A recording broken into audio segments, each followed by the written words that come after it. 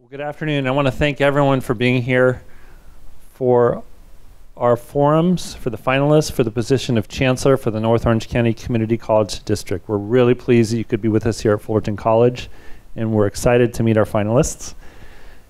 I'm going to take just a couple of minutes to explain how we'll spend the next 45 minutes together. In just a minute, I'm going to invite our first candidate to provide an opening statement for up to 5 minutes. Next, there's 2 structured questions that have been prepared in advance, and I'll ask our candidate those questions. In addition, there will be an opportunity for anyone who's with us here in the audience to ask questions as well. To give you a sense of time, by the way, when I first introduce our candidate, I'm going to ask our candidate to provide an opening statement. That would be 5 minutes in length. Then there will be 2 structured questions. Each of those will be about 4 minutes in length. And then that should give us about 27 minutes for any questions you might have. And what we've done is we've set up a microphone just over here to the left. And so at that time, I'll invite anyone who has a question to begin to line up at the microphone, and we'll include as many questions as time permits. And then we'll ask our candidate to provide a closing statement as we close the 45-minute forum. All right? Excellent. So with that, it is my pleasure to introduce to you Dr. Cheryl Marshall.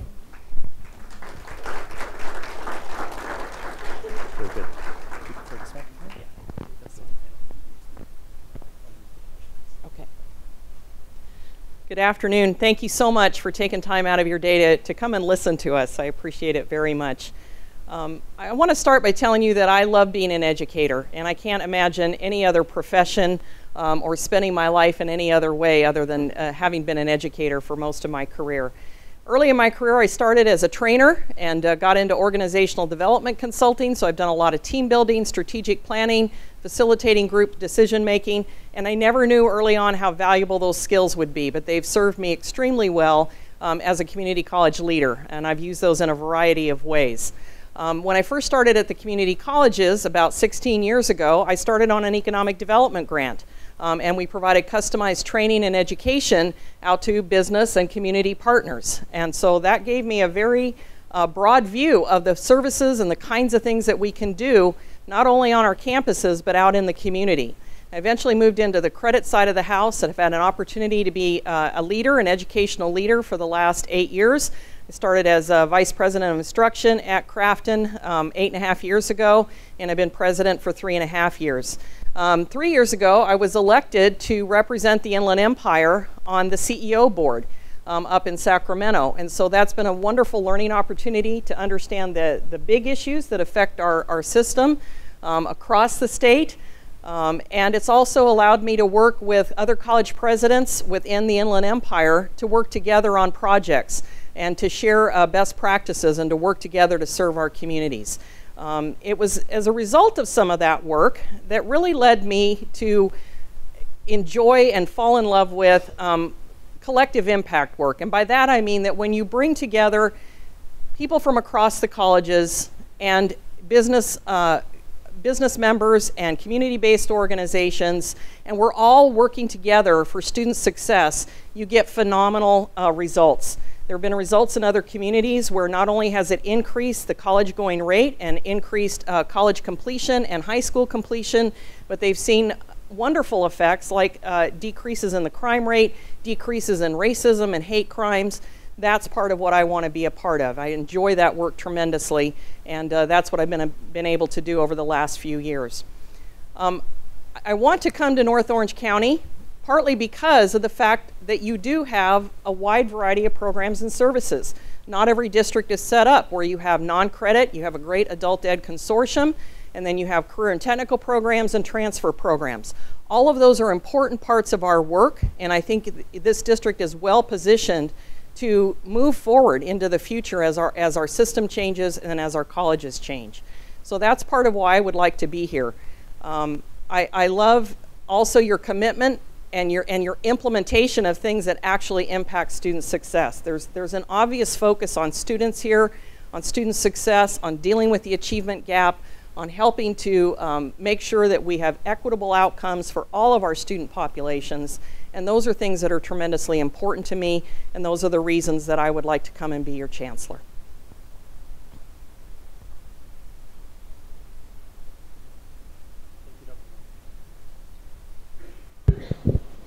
Thank you, Dr. Marshall. I also should have mentioned that that water is for you. So feel free to enjoy the water throughout our conversation.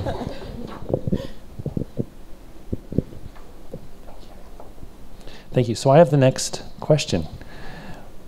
Dr. Marshall, please explain how you'd promote a sense of community and trust in this culturally diverse institution and community. I think the first thing in terms of producing unity is to have shared goals. And I've looked at your district strategic plan. I think it has good, solid goals for where you want to go as a district. That gets everyone pointed in the same direction. In terms of trust and building a sense of unity and collaboration, I like to be open and honest and transparent. I think sharing information is important. We all need to know where we are and what's happening within the district in order to work together. And then that would be the next part, is that I consider myself a working professional. And that means that I want to work with you on specific projects, on initiatives, and actually produce tangible results. So I think when you combine openness and transparency with working on things that actually move forward, hopefully that produces credibility and that you would learn to trust me. So that would be my approach to not only having unity, but having an environment where we can have conversations and talk about issues openly. We can have open disagreements. There's nothing wrong with that. What I've learned through my career is that when we get different perspectives and I hear different issues and different concerns, that actually helps to produce a better plan and a better decision. So I'm open to that and I welcome that.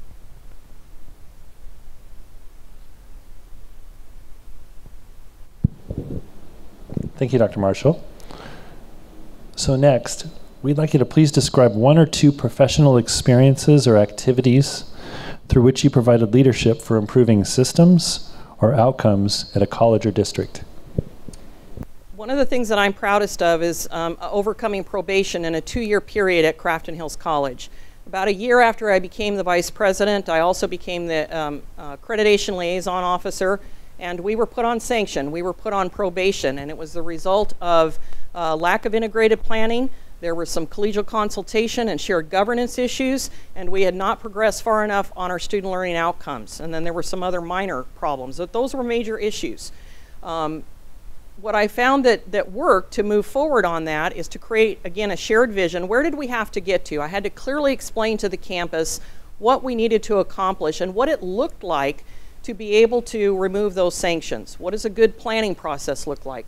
What do good committees look like? And what that did was it allowed us to build a solid infrastructure. I'm very proud of the work that we did because we had finally a way and a process of having that open dialogue, of doing work within committees, of putting together meaningful plans, and of getting people on the same page for moving the campus forward. We also shared best practices and tangible examples for student learning outcomes. We had folks that had success with that, share it with others, and start to build a library and an input system.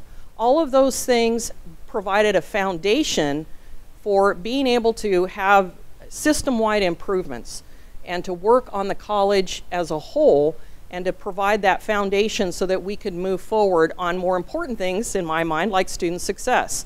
So by fixing those problems and having a way to have collaborative decision making, we were able to then turn our attention to student success efforts such as learning communities. We had 2 HSI grants that allowed us to put in a transfer center, to build other cohort-based programs like our STEM track. Those were the kinds of things that we were able to switch over and look at and implement once we got off of probation. That's been one of the biggest challenges in my career, and I was very proud of the campus for moving forward on that. But it took a clear vision and then checking progress along the way, letting people know how we were doing, and getting everyone involved in the process and in decision making.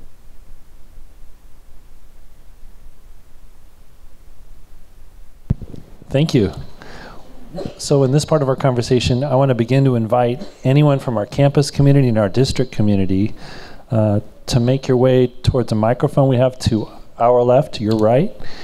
And one by one, we'd invite any questions you might have for Dr. Marshall. I know there's questions.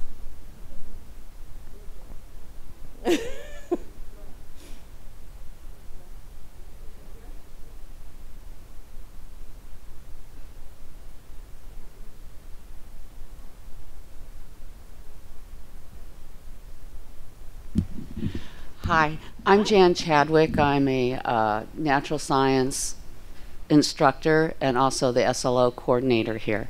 So Lucky my question, yeah, I'm struggling with that.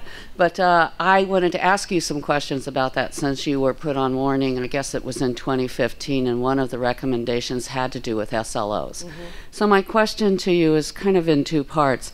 One is more general. It says, I have this written down. So do you see student assessment, course evaluations, and data analysis practices becoming increasingly more important and vital for the community colleges in our district, and to develop effective institutional strategies, governance practices, and decision-making process? So I'm asking about what you think philosophically about outcomes. And more specifically, and I guess it more addresses even what one of your warnings, or one of the recommendations was what should a chancellor do to aid colleges in the district to demonstrate the use of assessment results to make improvements to courses, to programs, and college-wide planning, which I believe was one of the recommendations they made for you. Correct. I may need to come back and ask you all the parts of that question, but let me start Sure. with what I think about student learning outcomes. I think the value in any kind of assessment, or as we're looking at learning and what happens in the classroom, is did we achieve the performance and knowledge that we were expecting? Are we all on the same page? You know, one of the values of having outcomes that are shared across a course is that no matter who teaches that course, we know what we're aiming for. And so you have both the course objectives, and then you have the outcomes, which define, to me, the knowledge, skills, and performance levels that you're trying to achieve. The value, I think, is not only in having something in common, but about having dialogue about that. What's working? What's not? How are we trying to help every student make it through that particular course or that particular program? So my philosophy about outcomes, I think there's other ways you could do it, but the bottom line is we have to have conversations about how we're teaching and how students are learning and how we can always get better at that. I think it's the sharing of the best practices and the dialogue that provides the richness. The second part of that is how do we use that to attach it to resource allocation and to make plans. I think what the chancellor can do in that role is to get the input from the campuses, probably in a variety of ways, and to look at, again, what are the common themes? What are the common issues that folks are facing? What are the challenges they're facing in the classroom? Are there, is there disproportionate impact for certain groups of students? And how do we address that? And then the chancellor can take a role in hopefully assigning resources to that, in reinforcing that, in recognizing those folks who are doing great work in that particular area. So I think it has to do with both resource allocation and sharing best practices and recognizing people that are doing good work. I think that's the role of the chancellor. Did I miss anything? I think that's it. Okay. Now, let me address what we've learned at Crafton and why we were on warning. We only were at about 75% on our courses and programs, right in that neighborhood. And we hadn't had enough campus-wide dialogue that I just mentioned. So now, and here's another thing that the chancellor might be able to do. One of the challenges with outcomes, with SLOs, is collecting all the data and entering it. I think we need to make that process as easy as we can, whether that means a system that's easy. We implemented a cloud-based system that's much easier for entering the results. There might be some clerical support that is needed, but that's one of those challenges to student learning outcomes, is the time that it takes to collect that. The other thing we've done is devoted some time on flex days and in-service day to have that cross-discipline dialogue, to, again, learn what's working, what's not. One of the tangible results from that is that we adopted a 4-point rubric that everyone is using now, with common definitions. So it took that conversation and input to develop that rubric that everybody was happy with. So you're using eLumen, is that correct? We are not using eLumen. Are you using TrackDat or TaskStream? No. What are you using? We're using... You said it was cloud-based. It is a free cloud-based system that is based kind of on the Nichols model. So you do the aggregate input for what the outcome is, what you achieved, and then what you're going to do to improve it. I'm missing one of the boxes. But you enter only 4 boxes, so it's much, much easier. I will be honest, we dropped eLumen because it's pretty tedious in terms of data entry. We are using eLumen, and our sister college is using TrackDat. Okay. So just for information. That's something that I think that we could have dialogue about, and the chancellor might be able to play a role in making some decisions about what systems do we use, district-wide if necessary, to collect and analyze that information. In addition, are you do you know if your district is using Canvas? Are they using the we currently ASCCC course management We currently system? have Blackboard, but our Senate just passed a resolution to move to Canvas. Thank you.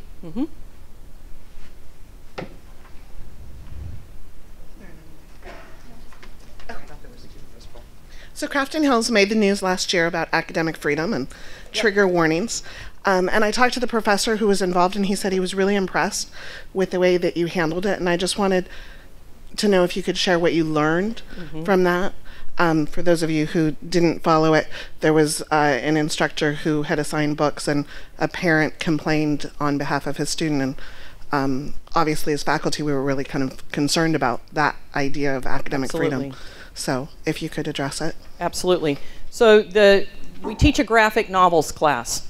And a student came in at the end of the semester last spring and complained about the content of the class. And I think this is what I learned. So I started from a place, in fact, we all did. The dean, I know the professor, the vice president, and the president, we all looked at how can we help the student, and that's where we started in our mindset. And at first, the professor said, well, yeah, we'll put a disclaimer on the course. Well, once you start to think that through, and you get input, this also happened during the summer when I didn't have a lot of teaching faculty on campus, and we didn't have Senate meetings. But once you start to have conversation and you think about the implications of this, it became clear to me, and this was the greatest learning, that's not going to work. Because then you have to decide which courses get disclaimers, which don't, who makes that decision. It's not a good solution. And so one of the things that I do as a leader is when I make a mistake or when I think that I can do something better, I switch courses. And so what we did at that point was to say, we're not going to put a disclaimer. I contacted the student, I let her know why and the reasons for that, and how it would actually shut down dialogue and not allow academic freedom and freedom of speech. Ultimately, to me, it became a freedom of speech issue. And if you shut out one view, what other views are you going to shut out? So we switched gears, we announced it, did another press release and said, this is the direction we're going and why, and the reasons behind it. So it was a great learning experience for me. Good afternoon. I'm Dr. Robert Bide, Psychology Department. I'd like a follow-up question on what Jan was talking to you about with respect to the entry of data for SLOAs. From your comments, I believe that you put in aggregated data. That's correct. That's correct. We are being told that it's necessary to put in disaggregated data, and we're coming up for accreditation soon. What is your understanding of ACCJC's requirements for aggregated versus disaggregated data, since that's something that you'll be stepping into? One of the new standards says that we have to do disaggregated data for SLOs. And so we are going to have to figure out now how to use the cloud-based tool to get down to the disaggregated data. It may mean, at least for a while, until we can figure out a better solution, that we have to start entering each student again. I don't like the idea. I don't agree with it, but it's a standard. So it's your understanding that disaggregation is that is my understanding, yes. Thank you on that. Second is, how do you maintain confidentiality of students using a cloud-based system? I don't know the answer to that. I know that I trust my institutional effectiveness people and my IT people to know that the data can't get hacked into, as far as I know. Okay, thank you.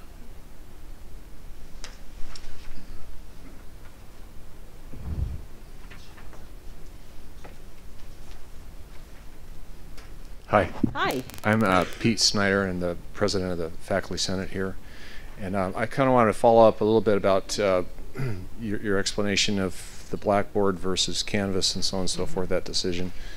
We have a pretty extensive distance education program at both of our actually all three of our campuses.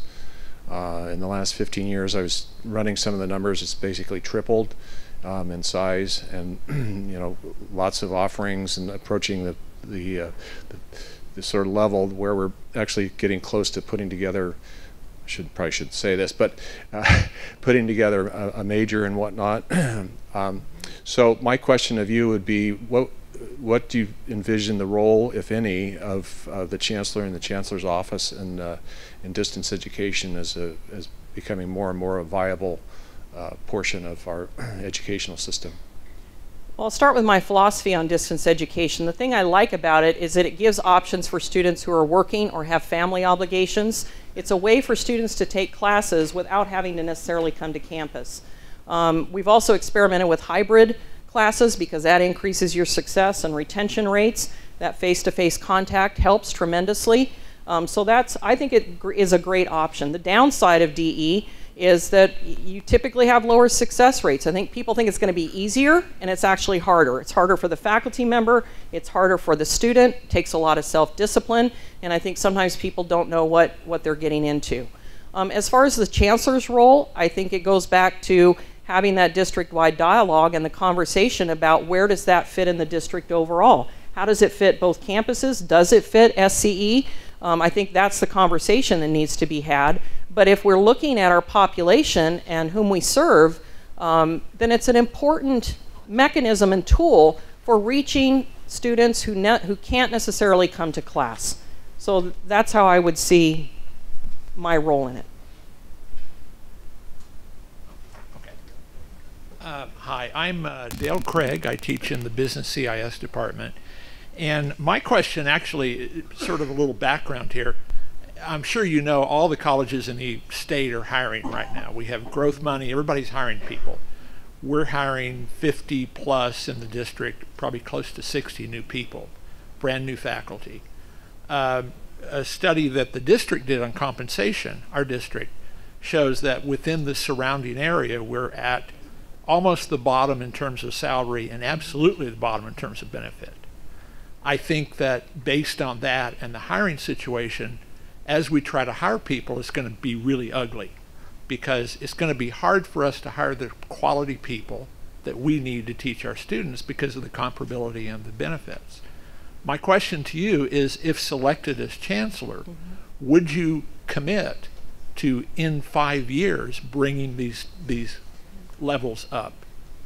I think I can't commit to a specific answer, but I do believe that in a 5-year period we could do something about that. I understand the situation. I understand the high fawn that's here. I think at the state level, that's why we're trying to advocate to do something about the fawn calculation. And I think that I agree with you. In order to be competitive and to get the best people, you have to look at the surrounding districts and see what they're paying and come up with options for how do we move the needle over the next 5 years or so. I agree with you. I don't have a specific answer. Okay. I know that I will toss out, one of the things that the Riverside District did was to look at an option of an additional stipend for someone who was willing to take, let's say, 20 extra students in his or her class, and it was done on a voluntary basis. That might be an option that we would want to look at. I know there's options to look at. I hear you. I agree with you. We do have to be competitive.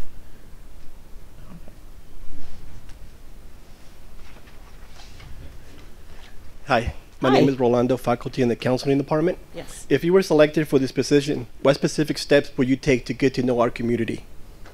One of the things that's worked really well for me is just going out and being visible in the community.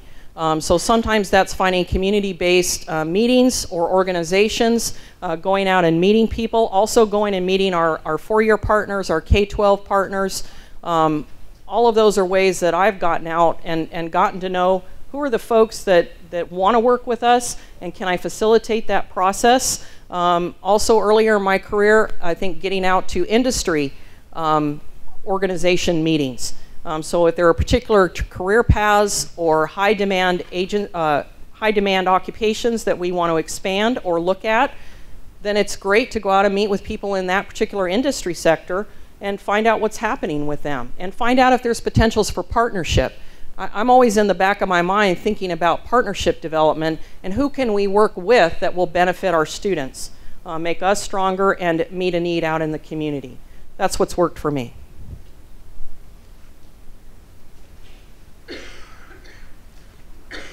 Hi, I'm Martha Gutierrez, Dean of Instruction and Student Services for the Anaheim campus at the School of Continuing Education.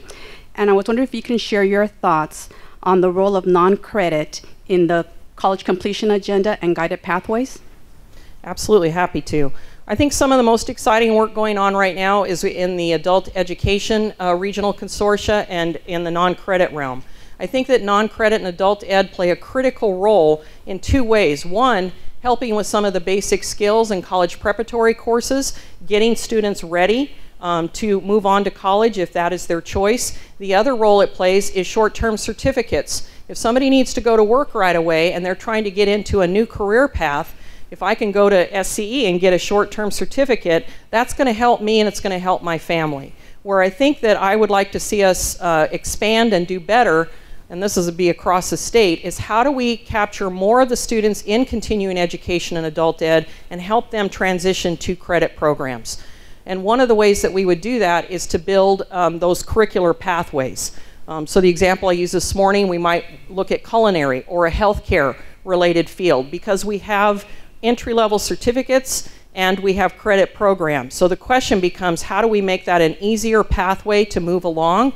And how do we do what I like to call a warm handoff so that students who have been in the School of Continuing Ed or Adult Ed have an easier time navigating to a credit-based program.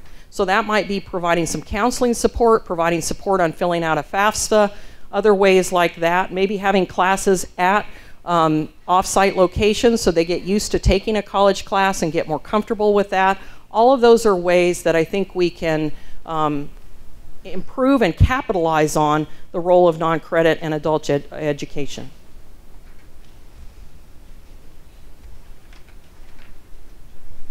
Hi, I'm Sharon Kelly, and I'm the Classified Senate President here at Fullerton College. So this is classified staff at the district as well as at Fullerton College work hard, and there are times when we feel that we are not appreciated or not rewarded for our hard work. So there's two things that I would like your views on. What are your ideas about engaging classified staff to participate more fully in the shared governance process? And two, what do you feel about professional development for classified staff, maybe a little more comparable to what's offered to faculty? Thank you. One of those infrastructure and foundation things that I was mentioned earlier on probation was about involving classified staff more in shared governance in our committee work. So one of the things that we have purposely done at the beginning of each year, we list all of the committees, all of the members, the times they meet. When we see gaps, whether it's faculty or classified or students, I go recruiting and I go and seek out people, and so does the Classified Senate President. We work together on getting classified staff onto those committees, and I work with the student body president to get students onto those committees. I think it's essential that every voice is represented in committee work. In terms of professional development, I have sponsored my Classified Senate team to go to the leadership retreats at the state, and we just hosted a leadership retreat for Southern California Classified Senate leaders at my campus. Those are things that I think we can do to support the classified staff. In terms of more general professional development, I think classified staff need opportunities to grow within their area, whatever their technical field is, get better at that. And then there may be opportunities for leadership development, teaching, whatever it is. I do believe that people need the opportunity to not only grow in place, but to move forward, and there's tangible ways to do that. Thank you. Mm-hmm. Hi, my name is Bev Pipkin, and I'm classified staff here at Fullerton. I also contract with other colleges, and right now I'm working on Canvas in another environment. My question is, do you have some kind of a plan or mechanism for quality control in distance education in the courses themselves? Not off the top of my head. No, I know what people tell me. I'm not an expert in distance education. I mean, I can tell you that right now. I know that there's a concern about making sure that the right student is taking the class and that somebody else isn't filling in for them. I think perhaps having off-site locations is one of the solutions that I've heard, where a student has to physically show up every once in a while in order to take a test, that is important. I know that they're moving towards, I mean, maybe someday we'll have iris scans, I don't know, but I know that there are ways that I've been told that you can validate a student identity. I'm not an expert in that. I'm more interested in the actual quality of the course that's online. The quality of the course that's online. I can speak to that. I do believe that we need to offer continuing professional development for faculty who choose to teach online. And the other option on the student side of it is we might even want to look at least an elective course in how to succeed in an online class. We implemented a 1-unit course that students could take so they could learn how to take an online course. And again, learn the discipline that it's going to take and the strategies for staying engaged with not only their fellow students, but with their instructors in an online course. I think the @1 training is pretty good. I like most of that. And the feedback that I've gotten from my faculty that have been involved in the @1 training is that it's really helped them to develop and to teach their courses. We also have a committee that when a course is first being developed, they look at the course content or how it's laid out. They look at the shell and look at how it's laid out. And they also require a certain amount of professional development before someone is qualified to teach online. Thank you. Mm-hmm. Hello, my name Hi. is Jean Costello. I teach English here, and I'm also the staff development coordinator at Fullerton College. And I was wondering what ideas you have and what mechanisms you can imagine that you might use to be in touch with what is going on at the different sites within the district. So having 2 colleges plus the School of Continuing Education, you know, people are up to a lot. You mentioned, in fact, that you were impressed with the kinds of initiatives and student success work we're doing. So I'd be curious to know, you know, what was it that impressed you about our district in terms of what we're working on for student success? So that's part 1 of the question. And then part 2, what do you imagine you would do to stay in touch with and informed about what is going on at each of the locations within the district? I think in addition to the reports that I would get, this is where I like to go out to the sites again in the same way that I like going out to the community. I would want to visit Fullerton on a regular basis, whether it's twice a semester or whatever makes sense. I enjoy going to committee meetings, believe it or not, and I enjoy hearing from folks who are doing the work. One of the things that did impress me in general was your planning symposium that you just did in January. I think those kinds of collaborative dialogues that allow for discussion of issues, discussion of best practices, and discussion for moving forward are valuable. At least from an outsider looking in, that looked like a great meeting and some very good outcomes. I would also want to visit, if people are comfortable with that, visit classrooms where best practices are going on. I do that periodically. It helps me stay connected with the students and with the faculty. I'm also impressed by your student scorecard numbers. The fact that 3/4 of your college prepared students move on and about half of your unprepared students move on. That tells me that there's a lot of good work going on. I am a little bit of a data geek. I like data. It's not the only, it doesn't tell you everything, but I think it's a great tool for kind of seeing where we are. And as we look at disaggregated data, as we look at scorecard measures, as we look at our outcome data, what does that tell us about our work? What's working, what's not, and how can we share that information to get better? I would even be interested as the Chancellor in hosting some events where we talk about best practices for student success. And I know you're involved in 3CSN as well, so how do we share information that we're learning across the state about best practices? I think that's the value, as I said early on, about SLOs and about the work that we're doing that helps students succeed. So those are some of the things that I would want to do. Thank you.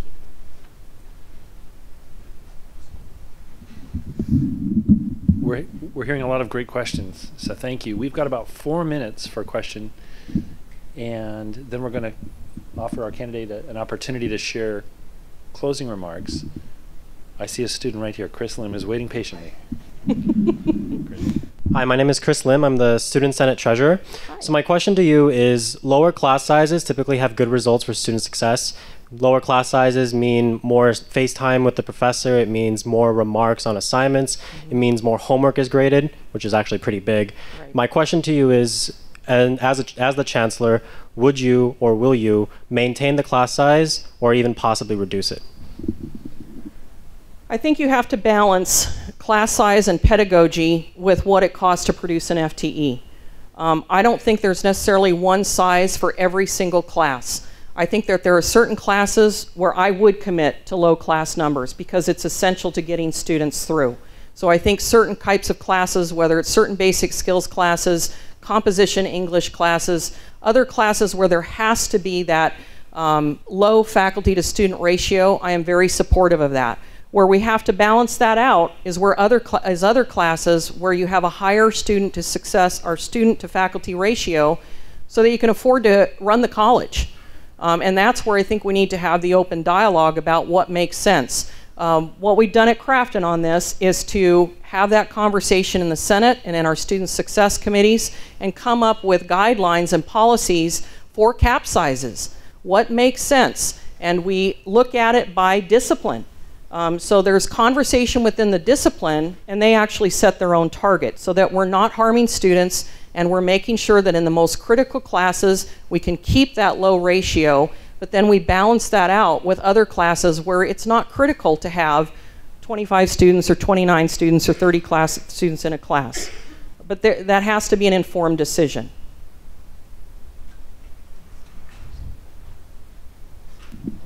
I think we have time for one more question in 2 minutes or less. Okay. I just have a quick question about thinking about our economy in down times versus good times. And I think when you're in down times, you have a lot of options such as, you know, cutting courses, sections, faculty, student services. What is your approach to this when the economy turns south? And how do you ratchet back up when the economy starts getting better? Because we've seen some disproportionate changes in salaries in terms of administration, classified, faculty, as things get ratcheted up and down. So I'd like your opinion on that. When we had to cut classes at Crafton, we cut 18% of our classes in 3 years. It was horrible. I mean, it's painful for everybody. What we did leading up to that was we had 4 open forums, and we called them Whom Shall We Serve? And so we had lots of opportunity for dialogue across campus. We talked about it in the Senate, and as a result of all those conversations, again, we developed, with the Senate support, the Senate produced it, what are the guidelines for the cuts that we need to make, and what is the balance that we're looking for in terms of basic skills, CTE, and transfer prep. So we had an agreement going in, and I also used data. We looked at the trends across discipline. Where had we cut? What percentage was that? And we used that as a tool to make sure that we weren't harming any one area more than any other. You know, we all felt the pain, unfortunately. When you ratchet back up, like we're seeing now, there's growth money that we're trying to chase, and we're trying to serve more of our community again. But we've all seen this. When the economy gets better, many of our students go to work. Or they take fewer classes. We actually have higher head count this year, but they're taking fewer units, and I know that's because students are working. In our student survey, we saw that there was a 5% increase in the number of students working and in the number of hours that they were working. So I think to respond to that, this is where, again, it's necessary, and I think the role of the Chancellor is to look at that balance across the district. How do we make sure that we're still meeting a variety of needs? Where does DE fit in? Where do the different career paths fit in? It's also a struggle right now, as you know, to chase enrollment. And so this is where I found that working with our K-12 partners, having those articulation agreements, working on pathways, whether it's STEM or linked learning. Also, we've kind of gone on a campaign to talk to some of our feeder high schools that community college is a great option. And you don't always understand what a great option it is. that you have better chance of succeeding as a transfer student if you actually start as a community college student. Plus, you save a bunch of money.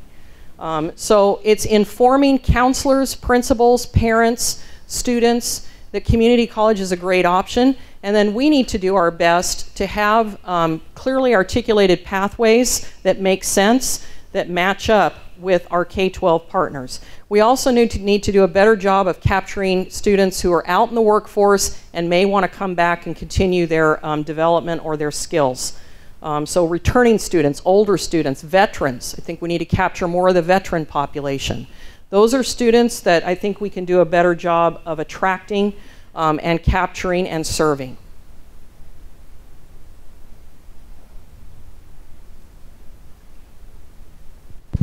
Thank you. Thank you. Well, in just a moment, I'm going to invite Dr. Marshall to share some closing comments with us. Right before I do that, one of the things that I want to express on behalf of our Board of Trustees, we're really pleased you're here participating in the forum. There's a great opportunity to share feedback, and that's online through our district website. And so I want to invite each person here to share throughout the afternoon comments with our Board of Trustees at the district website. And forgive me for not sharing that earlier. Dr. Marshall, I'd like to invite you to share closing comments with us. Thank you. I also want to echo the thanks for being here to listen and to participate. This is an important part of the process. What I will commit to you, and I hope you got a sense of that today, is that I do believe in honesty. I am going to have open conversations with you. When there are difficult issues that we have to talk about, I want to have those conversations. So whether it's about salaries or distance education or any other topic, I am open to those, and I value different perspectives and opinions, because that helps us to come up with a better plan and a better solution. Again, I love being an educator. I love the work that you're doing here. The fact that you've been nominated for an Aspen Prize tells me the quality of the work that's going on. I understand your commitment to serving students and to student success, and I want to thank you for that, and thank you for letting me be here today. Appreciate it.